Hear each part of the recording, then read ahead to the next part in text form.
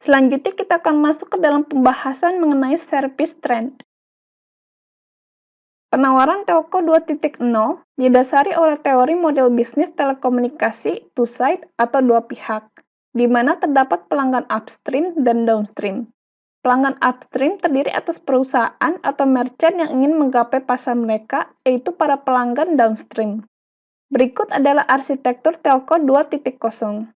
Dapat dilihat pada gambar tersebut, pelanggan upstream dan downstream dapat berinteraksi secara langsung melalui platform Telco 2.0. Platform tersebut menawarkan broadband wholesale kepada pelanggannya. Berdasarkan laporan Telco 2.0 inisiatif, diperkirakan akan terjadi peningkatan revenue untuk platform wholesale baru dari tahun 2007 ke tahun 2017.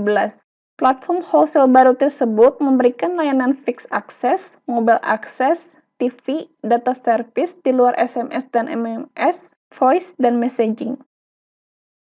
Berikut adalah pemetaan beberapa operator terkemuka dalam layanan IT ke dalam Magic Quadrant untuk broadband bagi high-end market enterprise atau perusahaan yang memberi nilai market yang besar kepada operator, dengan tolak ukur penilaian berupa tingkat kelengkapan visi dan kemampuan dalam melaksanakan visi tersebut menurut Gartner. Magic Quadrant tersebut terdiri atas 4 kuadran, yaitu Niche Player, Visionaries, Challenger, dan Leaders. Kuadran Niche Player ditempati oleh Telefonica, NTT Communication, Colt, EasyNet, dan KPN. Kuadran Visionaries ditempati oleh Interroute, Site, dan Reliance Globalcom. Kuadran Challenger ditempati oleh Global Crossing dan T-Systems. Dan kuadran Leaders ditempati oleh Orange Business Service, AT&T, BT Global Service, Verizon Business, dan Cable and Wireless. Berikut adalah pemetaan layanan IT pada kuadran dengan tolak ukur penilaian berupa value dan delivery. Pada penilaian value, semakin ke atas, maka value akan menjurus ke arah business outcome.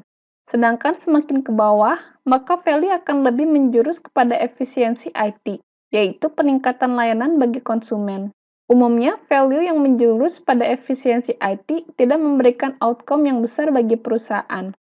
Pada penilaian delivery, bagian sebelah kanan menunjukkan orientasi pemberian layanan one-to-many, atau provider memberikan delivery kepada beberapa perusahaan sekaligus. Sedangkan di sebelah kiri, orientasi pemberian layanan menjurus pada khusus untuk satu perusahaan, atau one-to-one. 4 kuadran yang ada terdiri atas Management, Access, Optimization, dan Creation. Pada kuadran manajemen, layanan IT bersifat manajemen, yaitu provider penyedia layanan menawarkan layanan untuk mengelola sesuatu untuk konsumennya. Pada kuadran akses, layanan yang diberikan bersifat akses. Pada kuadran creation, layanan IT yang diberikan adalah solusi yang dapat digunakan bersama oleh beberapa perusahaan sekaligus. Dan pada kuadran optimization, layanan IT yang diberikan berupa solusi yang terkustomisasi khusus untuk suatu perusahaan dengan tujuan optimisasi perusahaan. Berikut adalah gambaran Gartner Hype Cycle. Gartner Hype Cycle mengkarakteristikkan entusiasme berlebih atau hype dan kekecewaan yang cenderung terjadi terhadap pengenalan teknologi baru.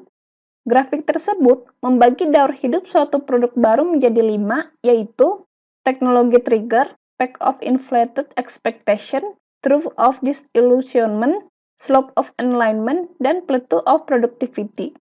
Pada grafik tersebut, cloud computing berada di titik puncak ekspektasi dengan adopsi secara mainstream kurang dari 2 tahun. Hal tersebut mengidentifikasikan produk cloud computing sebagai produk yang memiliki potensi yang besar. Pada tahun 2012, diperkirakan bahwa paling tidak sepertiga software aplikasi untuk perusahaan akan dibeli dalam bentuk service subscription daripada sebagai produk berbasis lisensi. Dibandingkan model pembelian untuk lisensi, perusahaan memilih model SaaS dengan pertimbangan biaya yang dikeluarkan setara dengan jumlah pemakaian. Berikut adalah grafik yang menggambarkan pasar software as a service. Pada tahun 2008, pasar SaaS mencapai 6,4 miliar dolar. Pada tahun 2009, pasar SaaS mencapai 7,5 miliar dolar. Pasar SaaS cenderung mengalami peningkatan.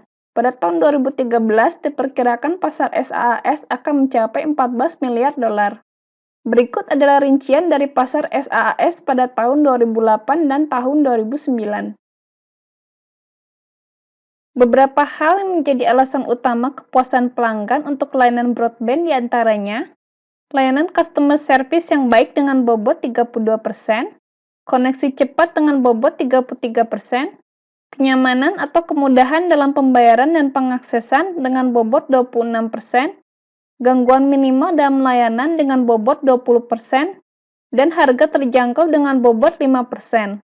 Berdasarkan grafik tersebut, untuk meningkatkan willingness to pay pelanggan, maka provider harus meningkatkan kecepatan transmisi, melakukan peningkatan customer service.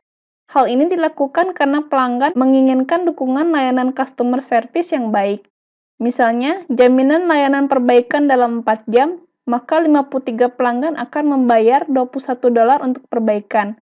Sedangkan pada layanan helpdesk 24 jam, 56% pelanggan akan membayar $6 per bulan. Dan menyediakan aplikasi bisnis. Selain mengakses internet untuk email, download, dan pengiriman file, pelanggan small medium business juga tertarik pada aplikasi bisnis.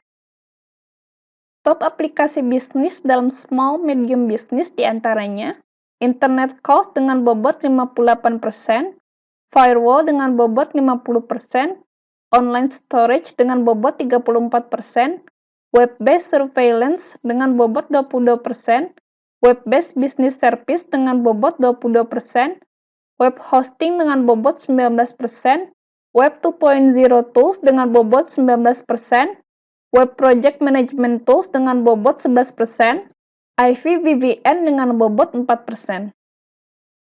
Colocation merupakan layanan internet data center yang paling populer. Menurut Gartner, pada tahun 2011, market colocation di Amerika Utara akan meningkat dengan rata-rata peningkatan per tahun sebesar 15,4%, yaitu sebesar 13,2 miliar US dollar. Berikut adalah tabel yang menunjukkan market colocation di Amerika Serikat. Pada bulan Desember tahun 2009, Equinix menghasilkan revenue sebesar 874,4 juta dolar. Pada kuartal kedua tahun 2009, Rackspace menghasilkan revenue sebesar 152 juta dolar. Pada kuartal kedua tahun 2009, Teremak menghasilkan revenue sebesar 250,47 juta dolar. Pada kuartal kedua tahun 2009, Safis menghasilkan revenue sebesar 221,52 juta dolar.